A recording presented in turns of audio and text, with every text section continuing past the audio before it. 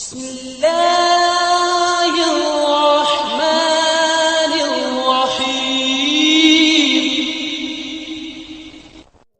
صبح سویرے لوگ تالکا چوک کے ساتھ واقع لمبے اور چوڑے چمن میں جمع ہونا شروع ہو گئے تھے، چونکہ علاقے کی تمام مسجد بلکہ خانہ آباد اور فرخار تک یہ اعلان کر دیا گیا تھا کہ کل چمن میں قصاص لیا جائے گا۔ یہی وجہ ہے کہ فرخار، قندوز اور خانہ آباد وغیرہ کی طرف سے جو بھی گاڑیاں آ رہی تھی وہ جو نہیں تالکا چوک میں خالی ہوتی، لوگوں کا رخ چمن کی طرف ہوتا۔ 10 بجے تک چمن میں لوگوں کا ایک سمندر نظر آ رہا تھا۔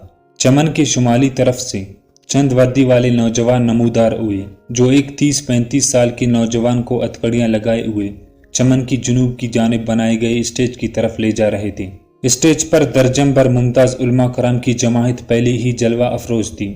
ان میں سے قاضی القضاء اپنی ایت و جلال کی وجہ سے نمایاں نظر آ رہی تھی۔ ہتھکڑیاں پہنے ہوئے نوجوان کو اسٹیج کی بائیں طرف بٹکا دیا گیا۔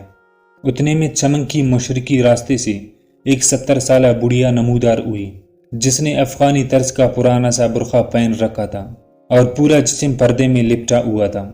اس بڑھیا کی ہاتھ میں ایک خنجر تھا جو اس نے اس انداز سے پکڑا ہوا تھا جیسے خنجر زنی کی ماہر لوگ پکڑتے ہیں جنہیں خود وار بھی کرنا ہوتا ہے اور دشمن کی وار سے دفاع بھی کرنا ہوتا ہے۔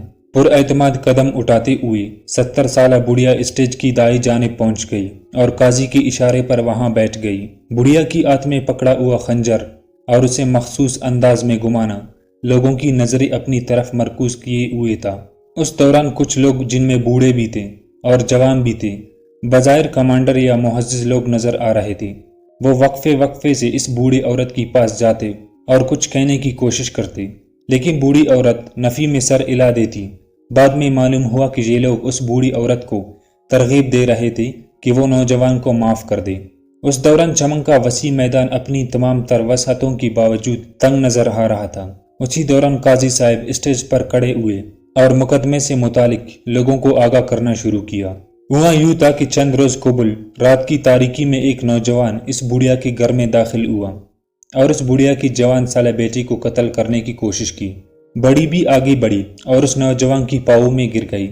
خدارا میرے اس اکلوتے بیٹے کو قتل مت کرو، میرا کل سرمایہ ایک ہی بیٹا اور ایک ہی بہو ہے، ہمارے اس گھر کا کفیل صرف میرا یہ بیٹا ہے۔ لیکن وہ نوجوان نہ مانا۔ بڑی بھی نے اسے بہت واسطے دیے، حتیٰ کہ قرآن کریم پر سر رکھ کر اس کے سامنے کھڑے ہو گئی۔ نوجوان نہ مانا۔ بحیثیت ایک ماں اور اپنے بیٹی کی زندگی کے لیے جتنی فریاد کر سکتی تھی کر لی، لیکن اس نوجوان پر اس کا کوئی اثر نہ ہوا۔ وہ بڑی بی کی نوجوان اور اکلوتے بیٹے کو ختم کرنے، وہ اس خاندان کی ایک ہی چراغ کو گل کرنے کی مکمل تیاری کر چکا تھا۔ اس کی خونخوار آنکھوں میں خون اترا ہوا تھا۔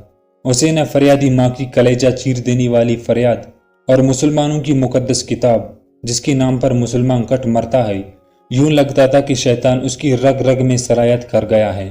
ادھر دوسری طرف بڑی بی کی بہو ہاتھ باندھے نوجوان سے اپنی سواب کی بھیک مانگ رہی تھی۔ نوجوان آتے ہی اسلحہ کی نوک پر بڑی بی کی جوان سالہ بیٹی کی ہاتھ باندھ کر دیے تھے اور اسے اپنی کلاشنکوف کے نشانے پر رکھا ہوا تھا۔ اچانک تڑ تڑ کی آواز آئی اور بڑی بی کا جوان سال بیٹا خون میں لت پت فرش پر پڑا تھا۔ بیوی اپنی سواگ سے لپٹ گئی جس کے جسم سے بہنے والا لہو دروازے سے باہر نکل رہا تھا، جبکہ بڑی بھی اپنے دامن پھیلایا ہوا تھا۔ اس کی نظریں آسمان پر تھی۔ وہ زبان سے کہہ رہی تھی کہ الہی میں تجھ سے انصاف کی بھیک مانگتا ہوں۔ الہی جس نے میری بہو کا سواگ اور میرے دل کا ٹکڑا چھین لیا، تو اس سے انتقام لے۔ صبح ہوتی ہی بڑی بی نے شرعی عدالت کا رخ کیا۔ ابھی عدالت کا وقت نہ ہوا تھا، اس لیے وہ قاضی صاحب کے گھر پہنچ گئی۔ بڑی بی کی درد بھری داستان سن کر قاضی صاحب کی آنکھوں میں خون اتر آیا، طبیعت میں اضطراب اور بے چینی پیدا ہو گئی۔ انہوں نے اپنے کمانڈر کو بلایا اور حکم دیا کہ شہر کا محاصرہ کر کے فوراً قاتل کو گرفتار کیا جائے۔ افغان اسلامی حکومت کے قیام کے بعد اس شہر میں یہ پہلا جرم ہوا تھا۔ قاضی صاحب نے آج ناشتہ بھی نہیں کیا۔ وہ اضطراب اور بے چینی کی حالت میں مکان کی صحن میں مسلسل چکر لگا رہے تھے۔ انہوں نے بڑی بی سے کہا، ڈاکو، قاتلوں اور چوروں کا دور ختم ہو چکا ہے، اب یہاں اسلامی حکومت قائم ہو چکی ہے۔ مجھے اس وقت تک چین نہیں آئے گا جب تک تمہیں انصاف نہ دلاؤں۔ جاؤ، تمہیں انصاف ملے گا۔ قاضی صاحب جب عدالت پہنچی تو اسلامی پولیس کے چند جوان ایک نوجوان کو ہتھکڑیاں پہنائے عدالت کے دروازے میں کھڑے تھے۔ اسی دوران بڑی بی عدالت میں پہنچ گئی۔ یہاں پر بڑی بی نے اپنا پورا واقعہ بیان کیا۔ جب قاضی صاحب نے نوجوان کو مخاطب کرتے ہوئے کہا کہ تم اپنی صفائی میں کچھ کہنا چاہتے ہو، اس نے کہا جو کچھ اس نے کہا ہے وہ سچ ہے۔ قاضی صاحب نے اس اعلان کے ساتھ عدالت برخاست کر دی کہ فیصلہ کل سنایا جائے گا۔ قاتل کا تعلق ایک بڑی جماعت اور بڑے خاندان سے تھا، جنہوں نے قاتل کو بچانے کے لیے باغ دوڑ شروع کر دی۔ ان کے پاس ایک ہی راستہ تھا کہ وہ بوڑھی اماں کو راضی کر لے کہ وہ خون بہا لے کر قاتل کو معاف کر دے۔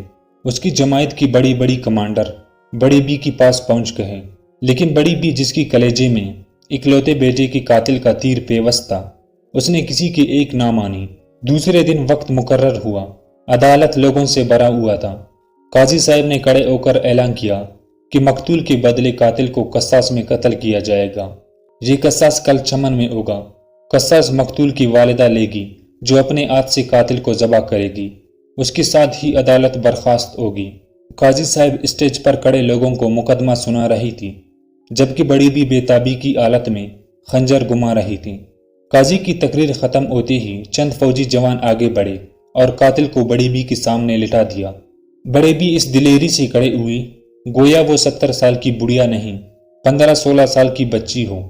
بڑی بی نے قاتل کو بالوں سے پکڑا اور گردن پر خنجر چلا دیا۔ خنجر چلتے ہی خون کی ایک دھار نکلی اور نوجوان نے تیزی سے کروٹ بدل لی۔